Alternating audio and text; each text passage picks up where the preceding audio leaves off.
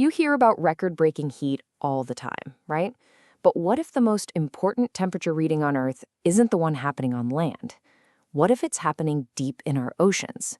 Today, we're going to explore why the ocean's temperature is one of the most critical vital signs for our entire planet. All right, let's dive in. Let's just start with this one powerful fact. In 2020, the oceans got hotter than we have ever measured before. And, this wasn't just a fluke.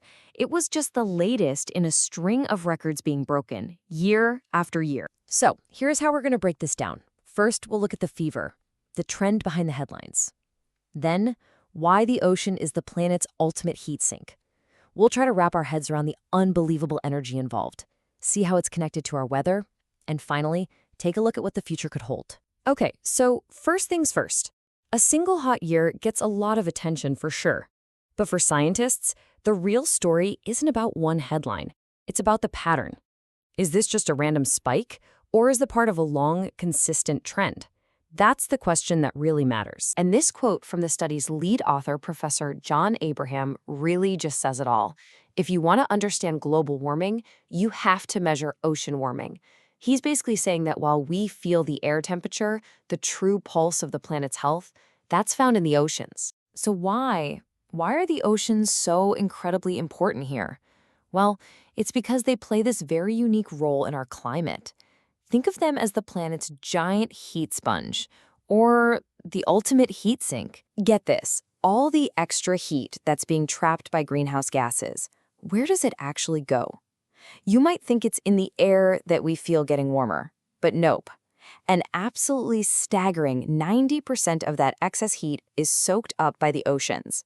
That leaves just a tiny 10% for the land, the ice, and the air combined. And this isn't something that just started happening. Scientists have been tracking this for a long, long time. We started getting good, widespread measurements way back in the 1950s.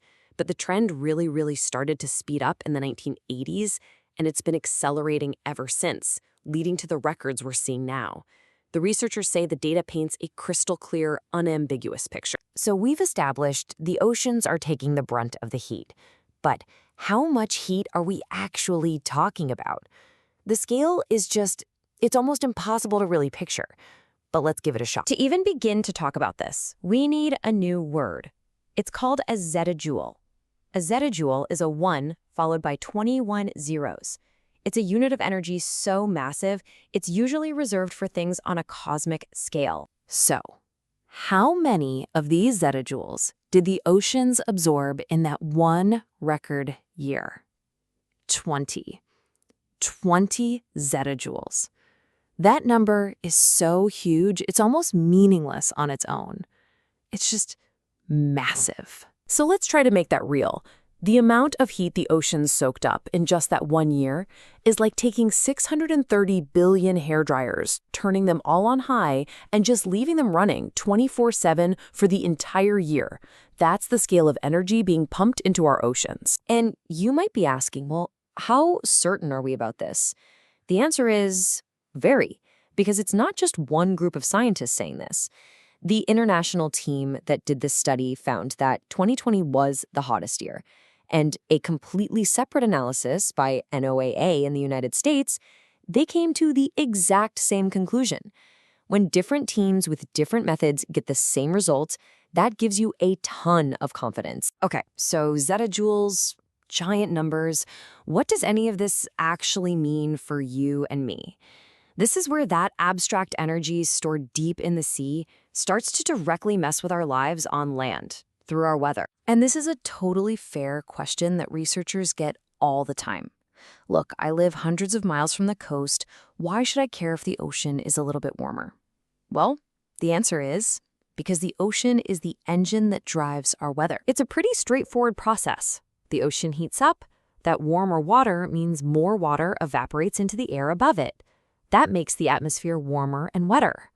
And all that extra heat and moisture, that's literally the fuel for our weather systems. It supercharges them, making storms more intense and weather patterns more extreme. And this isn't just a theory. We see the real-world consequences playing out all around us. Warmer oceans fuel more powerful storms. They lead to heavier rainfall and worse flooding in some places, while at the same time, they cause more intense droughts and heat waves in others. And that, in turn, contributes to a higher risk of wildfires, like the ones we've seen in places like Australia and the western US. So, yeah, this paints a pretty serious picture. The warming is undeniable, and we're already feeling the effects. But the story doesn't have to end there. The conversation naturally turns to, okay, so what's next? The author, John Abraham, makes it a point to say that, from his perspective, there's still a chance to act. He says, we can still do things that make the future better for us and our children. And he expresses hope that things can get better. And that leaves us with this final, critical question. The data from the oceans gives us one of the clearest signals we have about our planet's climate. The trend is undeniable. So the ultimate question this science forces all of us to ask is, what will it actually take to turn this massive ship around? Thanks for joining this explainer.